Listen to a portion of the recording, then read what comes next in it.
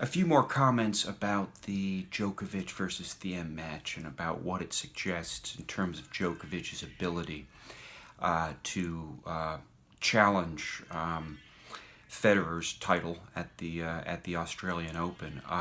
Djokovic is certainly capable of beating Roger Federer in one of Roger Federer's incarnations, but we shouldn't forget that Djokovic has not yet played, Super Federer. Djokovic has not yet played the 36-year-old Super Federer who is beating all of the younger people on the circuit and has, inserted some very interesting elements into his game that Djokovic, may or may not have had some experience with. I mean, some of these elements with Federer have been sort of dormant, to be quite honest.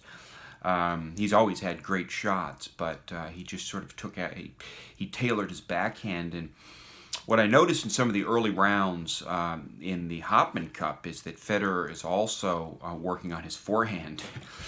So this and was just leashing some very, very massive forehands with precision, down the line forehands, but also just putting the speed on it. That is, he can really hit these forehands just about as fast as most guys can serve. And it happens real suddenly. Well, Djokovic actually can do this as well. I mean, this is something I actually kind of associate with Andre Agassi in terms of the kind of derivation of it with his return of serve, but really sort of increasing the pace on the ball in a very dramatic way that you can see this happen during the match when they do this. The pace is just skyrockets for these one or two shots that Djokovic can do, and it's amazing that they can do this because sometimes it will come late in rallies. But with Djokovic, I think that he demonstrated that he is back. He is in form. He didn't demonstrate the kind of athleticism that he's become known for and that he will definitely need if he's going to prevail in the Australian Open. It's going to be interesting. We'll see how it gets seeded. Djokovic, just as it happens, is not seeded very high, because he's lost lots of points after having been out. So we'll see where, and I'm not sure this information may be coming out soon or has come out, but I'm not sure when the sort of math has it, when Federer and Djokovic would meet in the Australian Open, if that happens. But that would be a very interesting match. This warm-up with Thiem is really just a warm-up. Thiem was making a lot of mistakes. Djokovic was playing some solid tennis. He was doing some, very sort of staple Djokovic, deep topspin forehands and backhands into the corners, which I thought were, he's really getting that. He sort of brought that shot back in a very substantial way, but he's got lots of shots, lots of power, and ability to increase the pace and to control the pace, to be quite frank. He demonstrated some really good serving, but in general, my comments from earlier basically hold, and the comment is that he is in fine form, but it is a question as to whether he has the psychology, the psychological basis for what's going to be needed to win the Australian, and that's what John McEnroe and a number of people have said is basically, the physical injury that he was complaining about, and I believe it was his elbow, was one thing, but then there was also a psychological component, and John McEnroe knows. He knows, and that was an insightful comment. There's been some sort of tension. I don't think there should be tension. It's just an honest observation, but it's going to depend on whether Djokovic has the psychology.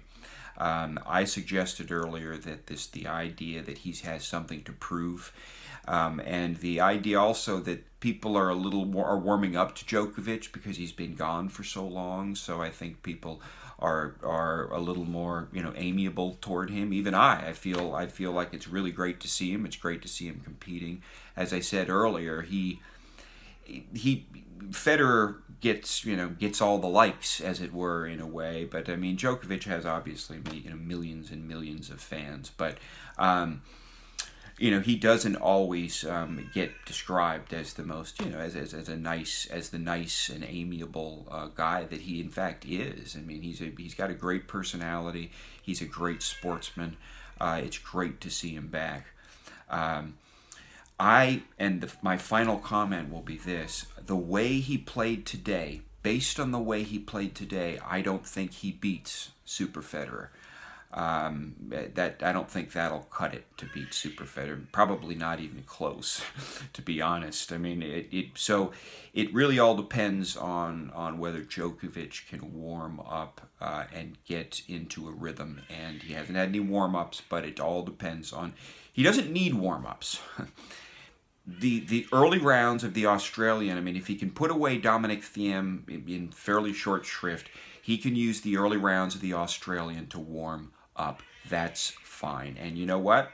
He may end up having more energy than Federer, who has been playing more than Djokovic. So he's young compared to Federer, Djokovic is. So again, I am cautiously, I'm optimistic, obviously, and I'm rooting for Roger Federer, but I'm cautiously optimistic.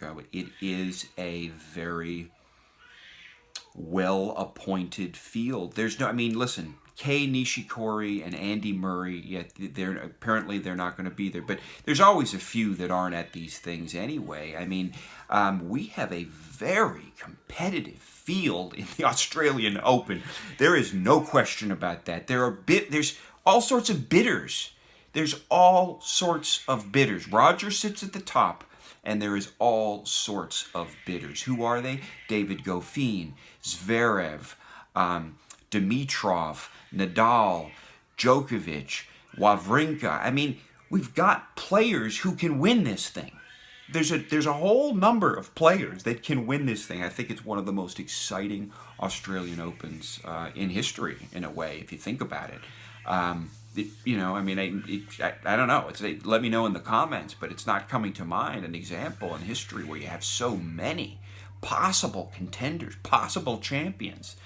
Federer I will stand on the prediction that Roger Federer, if he stays in form, will without question and indisputably win. But with him, it's psychological too. So that's the point for now. We'll talk more about this soon. I cannot wait for this tournament to start. Later.